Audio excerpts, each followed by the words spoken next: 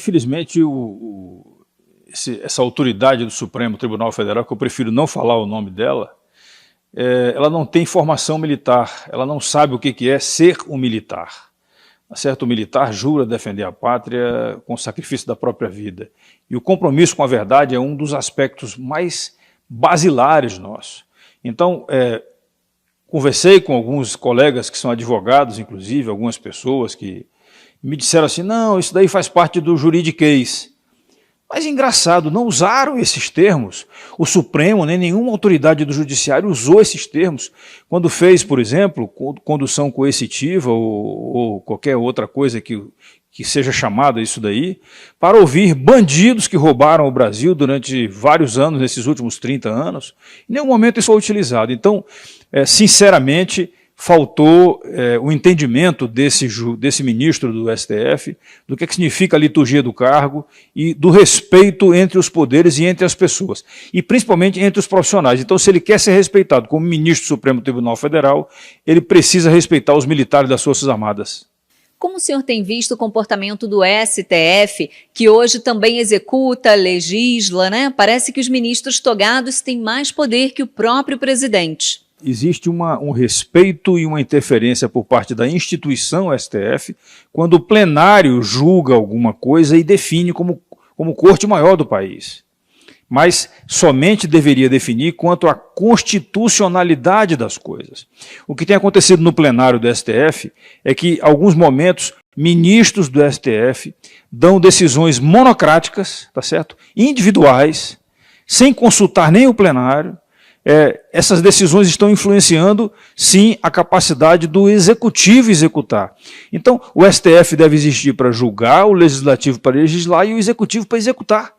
Não pode o STF ficar interferindo em execuções que dizem respeito ao poder executivo. Então, eu lamento bastante, mais uma vez, esse desvirtuamento da missão e da função que tem acontecido dentro da atuação de alguns ministros do STF. O pleno como um todo, eu já tive contraposição em relação a alguns julgamentos deles, mas eu prefiro não tocar no assunto agora. Bastou uma mudança na Polícia Federal, né? E já apareceram suspeitos do caso da facada no presidente. A investigação de Aécio começa a andar. O que o senhor acha disso? Há quanto tempo não existe uma ação daquelas ações que eram chamadas de operações dentro da Operação Lava Jato? Este ano não teve nenhuma. O ano passado, se não me falha a memória, não aconteceu também nos últimos 4 ou 5 meses do ano. Então, nós estamos quase um ano sem ter ações da Operação Lava Jato. Significa que houve alguma interrupção nesse sistema que nós esperamos, como brasileiros, que venha a ser passado a limpo até a última gota da verdade que nós precisamos saber. Então, com certeza absoluta, dentro das Forças Armadas, quando existem mudanças de comando, elas são altamente positivas para a ação de comando que é feita em função daquele trabalho. No caso da Polícia Federal e de outros órgãos ligados ao Ministério da Justiça, eu espero que com essa mudança, sim, outras operações possam voltar ou virem a acontecer. O Brasil espera, e a gente não pode esperar sentado, o Brasil não tem como esperar sentado. Nós esperamos sentado os resultados do mensalão do PT, e hoje grande parte daqueles bandidos, certo? Ex-políticos, estão soltos. A justiça soltou esses bandidos, tá certo? E a gente espera que essas operações, por exemplo, decorrentes das delações premiadas, eu não gosto de falar o nome de bandido, tá? Então, existem várias delações premiadas de bandidos aí, que foram ministros, que foram presidentes da República, que foram que tiveram outros cargos aí nos poderes executivo e legislativo, que essas operações, fruto dessas delações premiadas, venham a acontecer sim, porque tem muita gente, vai faltar lugar na cadeia. O governo federal tem feito o possível para combater a pandemia do vírus chinês, né? E mesmo assim, parece que a esquerda torce pelas mortes, enquanto parte da grande mídia só mostra caixões aterrorizando o povo. Qual a opinião do senhor sobre isso? A gente precisa primeiro parar para refletir sobre como começou essa pandemia, né? A cada semana, a cada dia, quase aparecem notícias diferentes. Agora a última é que um presidente da China teria pedido ao presidente da OMS que não falasse, que retardasse a informação para o resto do mundo desse vírus. Então, isso aí, nós precisamos, como cidadãos do mundo, exigir a investigação até a última instância para poder ver como que isso daí começou. Tá? Agora, a pandemia é uma realidade. Se nós pararmos para poder pensar, e não adianta só parar no tempo hoje, a gente tem que voltar no tempo, porque o Brasil sabe que o sistema de saúde nosso, mesmo a gente tendo um sistema único de saúde, o SUS, que é talvez um sistema único no mundo, o SUS ele deixou de ser bem aquinhoado com instalações e com equipamentos e pessoal por falha de gestão de governos desses últimos, sei lá, 20, 30 anos, tá certo? Então, infelizmente, os nossos hospitais não estavam bem aparelhados, é inconcebível que uma capital de um estado do Brasil, exemplo, Roraima, a capital do estado de Roraima, o hospital público lá, só tem 10 vagas de UTI. Então é muito pouco para uma população de 500 mil habitantes, com mais uma população que é migrante vindo da Venezuela ou da Guiana. Então o estado do Rio Grande do Norte também passou por essa situação, são muito poucos as vagas, e o pior de tudo, lá a atual governadora tem fechado hospitais que são hospitais regionais ou hospitais com atendimento especializado. Então, infelizmente, nós não nos dedicamos num passado a ter hospitais melhor aparelhados. É triste quando você sabe, por exemplo, que na Itália, profissionais da área médica e da área de saúde, eles decidiam quem eles iriam colocar no respirador. Aqui no Brasil, com certeza absoluta, tem gente que passou por situações como isso daí.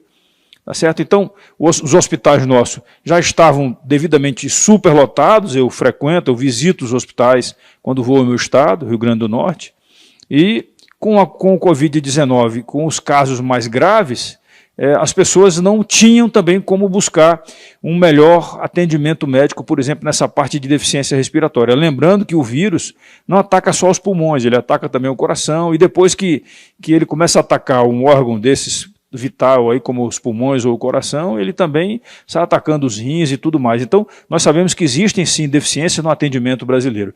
E o pior de tudo, nós não tivemos um planejamento nesses últimos anos para formar melhor ou formar mais profissionais da área médica. Exemplo, ao invés do Brasil, nesses governos aí, que também prefiro não falar o nome, mas que começaram em 2003 para cá, esses governos poderiam ter trabalhado estrategicamente aumentar a capacidade da formação dos médicos no Brasil. E esqueceram disso. Aí, de repente, vamos atrás de médicos cubanos. Pô, por favor, né? Não é por aí que a gente resolve os problemas internos nossos. Deputado, o que o senhor acha dessas pessoas que se aproveitam do momento crítico de pandemia para roubar o dinheiro do povo? Já tem pedido de abertura de CPI para dar conta dos recursos desviados por governadores e prefeitos, né? Olha, eu estou com a minha equipe trabalhando num projeto de lei que possa fazer o agravamento do crime se ele for cometido no meio de uma epidemia ou de uma pandemia, tá certo?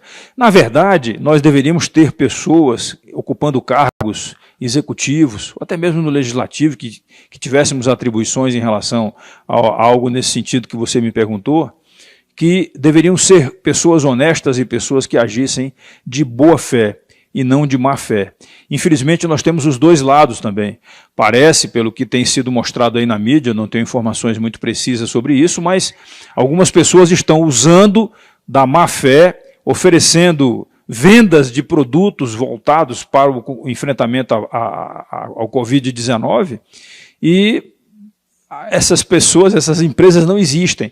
E os gestores que estão fazendo as aquisições não vão ou não mandam ninguém verificar se a empresa existe, porque quando você faz uma compra, eu já fui gestor da área de segurança pública, quando você faz uma compra, você procura saber quem é aquela empresa.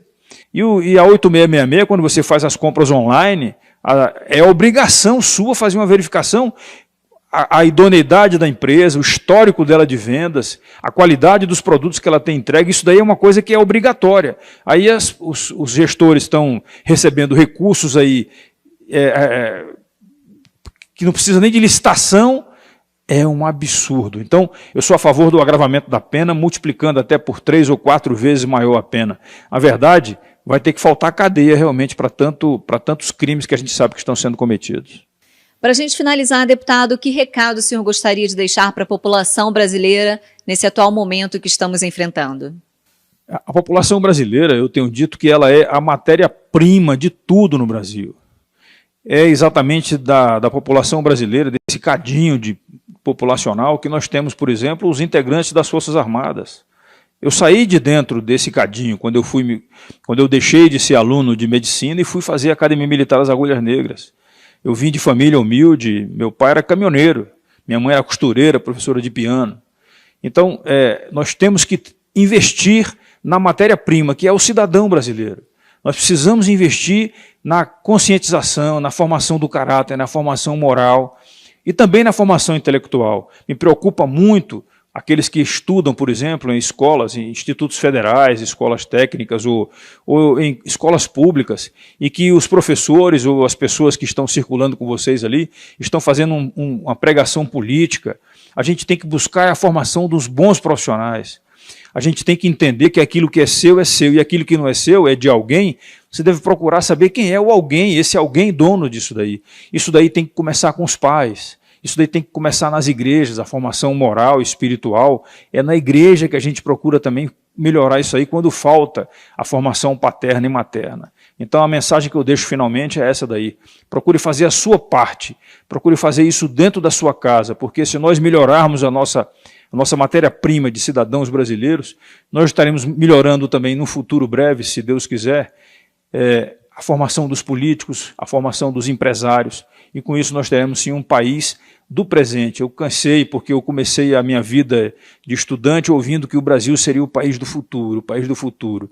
Eu já tenho mais de 45 anos aí de profissional e continuo ouvindo que o Brasil será o país do futuro. A gente tem que transformar o Brasil no país do presente. É por isso que eu estou aqui, é por isso que eu me ofereci sair da minha aposentadoria de militar para vir ser político e mostrar que era possível fazer uma política de maneira diferente.